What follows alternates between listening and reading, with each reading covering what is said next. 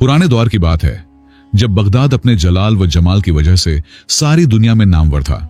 वहां का शहजादा, जिसका नाम सुल्तान जैद था, बेपनाह ताकतवर था, लेकिन उसके दिल में नखवत और गुरूर सर से पांव तक भरा हुआ था। वह यह गुमान रखता था कि रूए जमीन की हर नफीस शय और हर इंसान का जमीर बस उसकी दौलत से खरीदा जा सकता है। एक दिन वह शिकार खेलने जंगल की तरफ रवाना हुआ। जंगल में गहरी खामोशी छाई थी और परिंदों के चहचहाने की आवाजें गूंज रही थीं। शहजादा सुल्तान जैद अपने शाहाना घोड़े पर सवार आगे बढ़ रहा था कि अचानक उसे लकड़ियां काटने की टकटक सुनाई दी।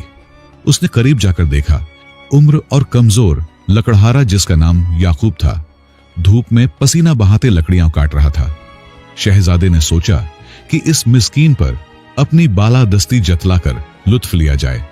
वह याकूब के पास जाकर दहाड़े मारकर बोला, ऐ बूढ़े लकड़हारे, रास्ता खाली करो। क्या अंधे हो कि बगदाद का शहजादा सुल्तान जैद यहां से गुजर रहा है? याकूब ने फौरन झुककर सलाम किया और रास्ते से हट गया। मगर शहजादे का इरादा सिर्फ रास्ता लेने का नहीं था। वह इस गरीब को जलील करके अपनी बढ़ाई दिखाना चाहता था। तभी झाड़ियों के पीछे से एक जवान लड़की निकली, जिसका नाम फातिमा था। वह याकूब की बेटी थी और अपने बाप के लिए दोपहर का खाना ला रही थी। उसने देखा कि शहजादा उसके नातवा बाप की बिला वजह बेइज्जती कर रहा है। फातिमा निहायत ज़हीन और निडर लड़की थी। उसने घबराने के बजाय सुकून से शहजादे की तरफ देखा और उसकी आंखों में जरा सा खौफ तक न था।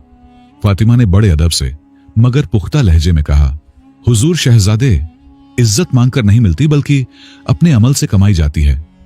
मेरे वालिद अपनी मेहनत की पाकीज़ा रोटी खाते हैं, कोई हराम नहीं खाते। शहजादा यह सुनकर हक्का बक्का रह गया। सुल्तान जैद ने तंजिया अंदाज में मुस्कुराते हुए कहा, तेरी जबान तो बड़ी तेज है। अगर सच में इतनी अक्लमंद है तो मेरे एक सवाल का जवाब दे। वह कौन सी चीज है जो बादशाह को गदा बना दे और गदा को बादशाह? याकूब ने बेटी को खामोश रहने का इशारा किया, लेकिन फातिमा ने आगे बढ़कर जवाब देने का इरादा कर लिया, क्योंकि वह अपनी दानाई जाहिर करना चाहती थी। फातिमा ने जमीन से मुट्ठी भर मिट्टी उठाई और बोली, शहजादे, वह चीज वक्त है। आज आप घोड़े पर सवार हैं और हम पैदल, लेकिन कल ये मिट्टी हम सब पर यकसान ढक जाएगी। किस्मत का पहिया कभी भी पलट सकता है। शहजादा जवाब सुनकर बिल्कुल बेजबान हो गया। उसे लगा जैसे किसी ने उसके पत्थर दिल पर जोर से झड़प लगाई हो और वह पहली बार जवाब से महरूम हुआ था। शहजादा बगैर कुछ कहे घोड़ा मोड़ा और महल की जानिब वापस चल दिया, मगर उसका दिमाग फातिमा की बातों में अटका हुआ था। उसने तय किया कि वह दोबारा आएगा और इस लकड़हारे की बेटी की अकल का मजीद इम्तिहान लेगा। जंगल में याकूब और फातिमा ने सुकून का सांस लिया, लेकिन उन्हें खबर न थी कि यह तो बस इब्तिदा थी और उनकी जिंदगी पलटने वाली है। महल पहुंचकर भी शहजादा सुल्तान जैद को चैन न मिला। फातिमा की बातें उसके कानों में गूंज रही थीं और रेशमी बिस्तर पर भी नींद न आई। वह सोच रहा था कि एक सादा लकड़हारे की बेटी ने उसे कैसे बेतौखई में डाल दिया। उसने फैसला किया कि फातिमा को दरबार में तलब करके सबके रूबरू उसकी अक्ल का कड़ा इम्तिहान लेगा, ताकि अपना रौब दोबारा कायम कर सके। अगली सुबह तुलुए आफताब होते ही शहजादे ने सिपाहियों को हुक्म दिया कि लकड़हारे याकूब और उसकी बेटी को फौरन दरबार में हाजिर किया जाए। जब शाही सिपाही जंगल में याकूब की झोंपड़ी पर पहुंचे तो याकूब खौफ से कांपने लगा। उसे यकीन हो गया कि कल की बेअदबी की सजा मिलने वाली है, मगर फातिमा बिल्कुल परअमन थी और उसने अपने बाप को दिलासा दिया कि घबराने की कोई बात नहीं, अल्लाह बेहतर करेगा। सिपाही उन दोनों को साथ लेकर महल चले। रास्ते में लोग तज्जुब से देख रहे थे कि इन गरीबों ने आखिर क्या कसूर किया है। याकूब का दिल धड़क रहा था, मगर फातिमा का सर फख्र से बुलंद था। वह जानती थी कि उसने कोई गुनाह नहीं किया, सिर्फ सच कहा था। उसे अपने ईमान और तरबियत पर मुकम्मल भरोसा था कि वह हर मुश्किल से निकल जाएगी। शाही दरबार अपनी पूरी आब ओ ताब से सजा हुआ था। बड़े बड़े वजीर और अमरा मौजूद थे और फजा इंतहाई संजीदा थी। जब फातिमा और याकूब अंदर दाखिल हुए तो सबकी निगाहें उन पर ठहर गईं। कीमती कालीन बिछे थे और दीवारें सोने की कढ़ाई से जगमगा रही थीं। याकूब ने लड़खड़ाते हुए शहजादा सुल्तान जैद को सलाम किया, मगर फातिमा खामोशी से अदब से खड़ी रही। शहजादा सुल्तान जैद अपने सुनहरी तख्त पर बैठा मुस्कुरा रहा था। उसने भरे मजमे में कहा, कल जंगल में बड़ी बड़ी बातें की थीं, आज देखते हैं कि दरबार के माहौल में भी तेरी अक्ल काम करती है या नहीं। उसने वजीरों को खामोश रहने का इशारा किया। शहजादा चाहता था कि आज फातिमा हार मान ले और सबके सामने माफी मांगे, ताकि उसका गुरूर बरकरार रहे। शहजादे ने ताली बजाई और एक खादिम 2 फूलों के गमले लाए। देखने में दोनों फूल बिल्कुल असली और एक जैसे थे, उनमें फर्क करना मुहाल था। शहजादे ने कहा, फातिमा, इनमें से एक फूल असली है और दूसरा माहिर कारीगरों का बनाया हुआ नकली है। तुम्हें हाथ लगाए बगैर बताना है कि असली कौन सा है और नकली कौन सा। अगर गलत जवाब दिया तो तुम्हारे वालिद को कैद खाने में डाल दिया जाएगा, और अगर सही जवाब दिया तो मैं तस्लीम करूंगा कि तुम सच में ज़हीन हो। याकूब ये सुनकर रोने लगा, मगर फातिमा ने दोनों फूलों को गौर से देखा। फातिमा जानती थी कि ये महज सवाल नहीं, बल्कि उसके बाप की आजादी का मामला है। दरबारी हंसने लगे कि अब ये लड़की फंस गई है। फातिमा ने दरबार की बंद खिड़कियों की तरफ निगाह डाली। उसने सोचा कि फितरत और बनावट में हमेशा एक नन्हा सा फर्कन होता है, जो नजर नहीं आता मगर महसूस होता है। उसने एक तदबीर सोची। फातिमा ने शहजादे से कहा, हुजूर, जवाब देने से पहले मेरी एक मकूल सी गुजारिश है। मेहरबानी फरमाकर दरबार की पिछली खिड़कियां खुलवा दें, ताकि ताजा हवा और रोशनी अंदर आ सके। शहजादा हैरान हुआ कि इस गुजारिश का सवाल से क्या वास्ता है, मगर उसने सोचा कि शायद ये वक्त जाया कर रही है। उसने सिपाहियों को खिड़कियां खोलने का हुक्म दे दिया। जैसे ही खिड़कियां खुलीं, बाग की ठंडी हवा और महक अंदर आई। सब लोग मुतजस्सिस होकर देखने लगे कि फातिमा अब क्या करेगी। थोड़ी ही देर में बाहर से एक शहद की मक्खी गुनगुनाती हुई अंदर आई और सीधी जाकर एक फूल पर बैठ गई। फातिमा के चेहरे पर मुस्कुराहट फैल गई। उसने शहजादे की आंखों में देखते हुए कहा, जवाब मिल गया हुजूर। जिस फूल पर मक्खी बैठी है वही असली है। असली और नकली फूल का मुआम्मा हल होने पर दरबार में खामोशी छा गई। शहजादे ने तस्लीम किया कि फातिमा सच में ज़हीन है, लेकिन उसका गुरूर उसे हार तस्लीम करने नहीं दे रहा था। उसने सोचा कि इस लड़की को अगर अक्ल में नहीं तो तहजीब और अमीराना अंदाज में जरूर शिकस्त देगा। शहजादे ने मुस्कुराते हुए ऐलान किया, फातिमा, तेरी जहानत से हम सब खुश हैं। इस खुशी में आज रात महल में शाही ज़ियाफत होगी और तुम दोनों बाप बेटी हमारे मुमताज मेहमान होगे। याकूब ये सुनकर घबरा गया, क्योंकि वह जानता था कि वह गरीब हैं और शाही आदाब से नाबलद हैं। मगर फातिमा ने बेझिझक ज़ियाफत कबूल कर ली। शाम ढली तो महल चरागों से जगमगा उठा। हर तरफ अतरों की खुशबू और राख का सहर था। याकूब और फातिमा ने वही पुराने पैबंदकारी वाले कपड़े पहने, क्योंकि उनके पास कुछ और न था। याकूब बार बार कहता रहा कि वापस चलें, लोग हंसेंगे, मगर फातिमा ने कहा, गरीबी कोई जुर्म नहीं। जब वह दोनों महल के आलीशान दरवाजे पर पहुंचे तो चौकीदारों ने रोक लिया। सिपाही उनके फटे कपड़े देखकर डांटे, हटो यहां से, ये शाही दावत है, भिखारियों का लंगर नहीं। याकूब ने बताने की कोशिश की कि शहजादे ने बुलाया है, मगर सिपाहियों ने धक्के देकर भगाना शुरू कर दिया। शोर सुनकर गुजरता हुआ एक वजीर रुक गया और उसने सिपाहियों को डांटा कि ये शहजादे के खास मेहमान हैं।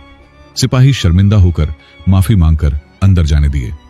जब फातिमा और याकूब हाल में दाखिल हुए तो मौजूद अमरा नाक सिकोड़ने लगे और सरगोशियां करने लगे कि ये कहां से आ गए।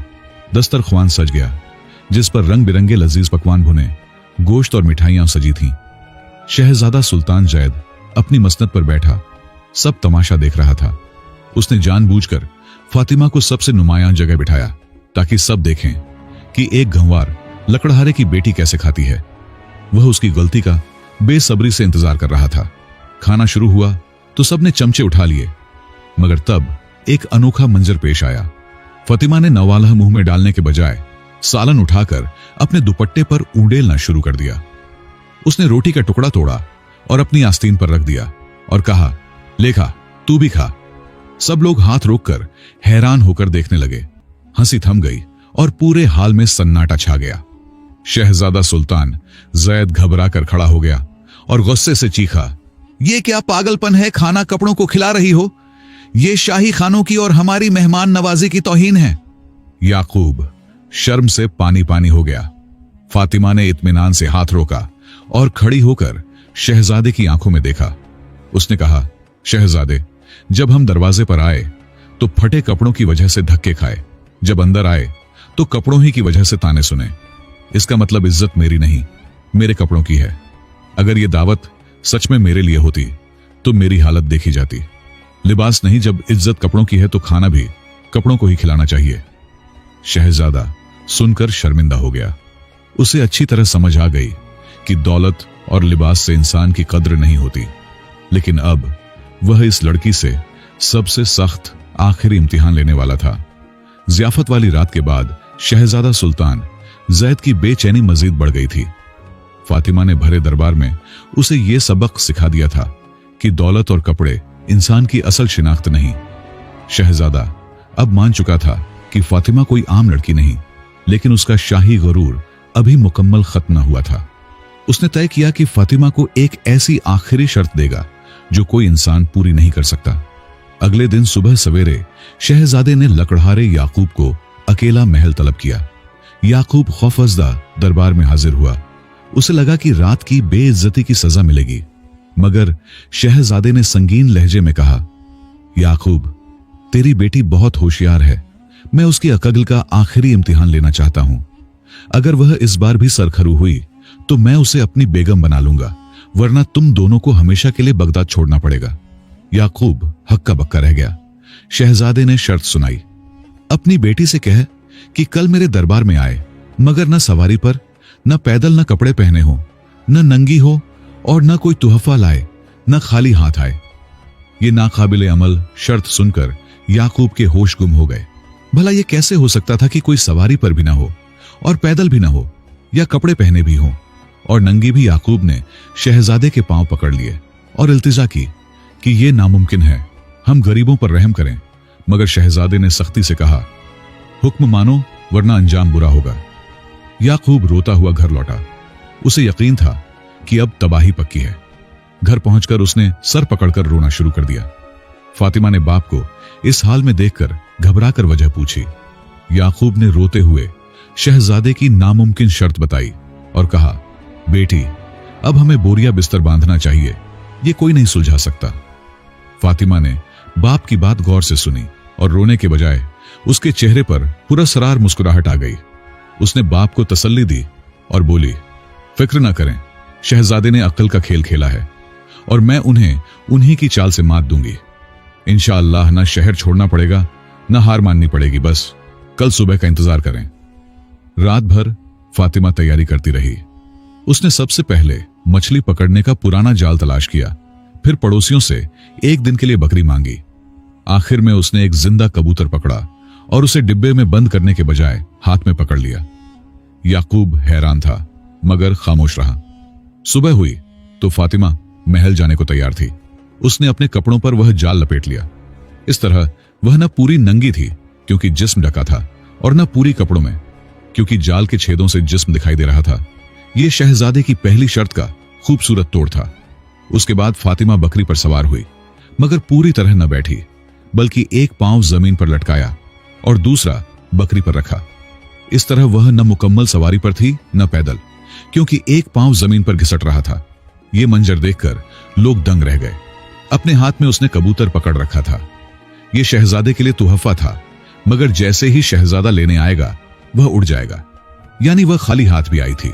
इस तरह फातिमा ने तीनों नामुमकिन शर्तों का हल निकाल लिया था और अब महल के दरवाजे पर खड़ी थी। चौकीदार ये हुलिया देखकर हक्के बक्के रह गए। जब फातिमा इस अजीब और गरीब शक्ल में दरबार में दाखिल हुई तो हर शख्स की आंखें हैरत से खुली की खुली रह गईं।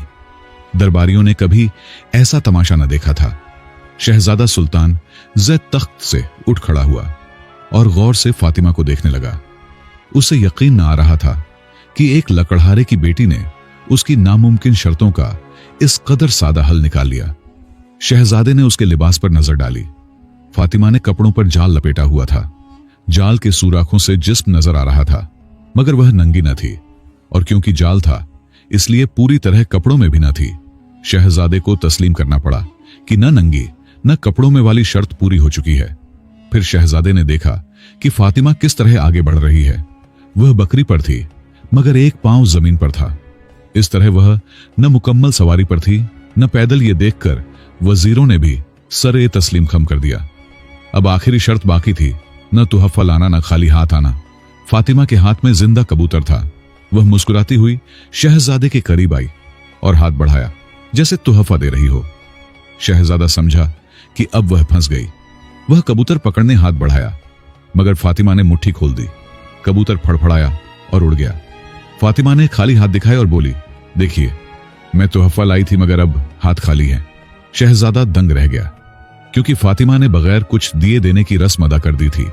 शहजादा सुल्तान जैद कहकहा लगाकर हंस पड़ा और बोला, फातिमा मैं हार मानता हूं।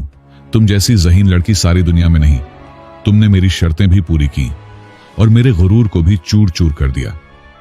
याकूब की आंखों में खुशी के आंसू उमड़ आए। अपने वादे के मुताबिक शहजादे ने फातिमा से निकाह की ख्वाहिश जाहिर की और कहा, मैं चाहता हूं कि तुम इस सल्तनत की मलिका बनो ताकि तेरी अक़ल से ये ममलकत तरक्की करे। फातिमा ने शादी के लिए हामी भर ली मगर एक शर्त रखी। उसने कहा, अगर कभी आप मुझसे नाराज होकर महल छोड़ने का हुक्म दें तो मुझे हक हो कि अपनी पसंद की कोई एक कीमती चीज साथ ले जाऊं। शहजादा हंसते हुए बोला, मंजूर है, और उनका निकाह हो गया। फातिमा मल्लिका बन गई और सब उसकी दानाई के गुण गाने लगे। कुछ बरस बाद शहजादा का पुराना मुतकब्बिराना मिजाज फिर लौट आया। एक दिन गुस्से में बोला, कल सूरज निकलने से पहले ये महल खाली कर दो और याद रखना अपनी पसंद की सिर्फ एक कीमती चीज ले जाना। फातिमा ने सुकून से कहा, हुजूर मानती हूं, बस आज रात आखिरी दफा साथ खाना खा लें। रात को फातिमा ने शरबत में नींद की गोली मिला दी। शहजादा ने पिया और बेहोश हो गया। फिर फातिमा ने उसे पालकी में डालकर अपने वालिद याकूब की झोपड़ी में भिजवा दिया। सुबह जब शहजादा की आंख खुली तो वह घास फूस की चटाई पर था। उसने गुस्से से पूछा, फातिमा मैं यहां क्या कर रहा हूं? फातिमा मुस्कुराई और बोली, हुजूर आपने ही कहा था कि मैं अपनी पसंद की सबसे कीमती चीज साथ ले जा सकती हूं। मैंने सोचा महल में आपसे कीमती कोई चीज नहीं, इसलिए आपको ही ले आई। शहजादा सुनकर सांस रुक गई। उसकी आंखों में नदामत के आंसू छलक पड़े।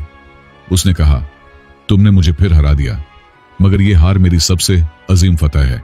वह फातिमा को गले लगाकर वापस महल ले आया और उस दिन से उसने गुरूर को हमेशा के लिए तर्क कर दिया। दोनों ने मिलकर बगदाद पर अदल व इंसाफ से हुकूमत की। लकड़हारा याकूब भी उनके साथ रहाइश पजीर हो गया और लोगों ने सदियों तक शहजादा और अक्लमंद लड़की की ये दास्तानें सुनाई।